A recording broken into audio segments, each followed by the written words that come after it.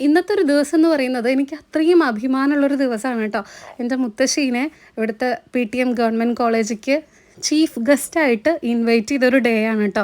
എനിക്ക് ഒരുപാട് സന്തോഷം. മുത്തശ്ശി മറ്റുള്ളവർക്ക് ഇത്രയും മോട്ടിവേറ്റഡ് ആയിട്ടുള്ള ഒരു പേഴ്സൺ ആണെന്നുള്ളത് എനിക്ക് പറയാനും എൻ്റെ മുത്തശ്ശിയാണെന്നുള്ളതിലും ഞാൻ അഭിമാനിക്കുന്ന ഒരു ദിവസമാണ് കേട്ടോ. എൻ്റെ മാത്രമല്ല, ഇപ്പോൾ നമ്മൾ ഈ ഒരു ഫാമിലിയുടെ എല്ലാവരുടെയും മുത്തശ്ശിയായിട്ട് മാറിക്കൊണ്ടിരിക്കുകയാണ്. ഇപ്പോൾ ഈ ഒരു പ്രോഗ്രാമിൻ്റെ വ്ളോഗ് ഞാൻ വൈകാതെ തന്നെ ഇടുന്നതാണ് കേട്ടോ.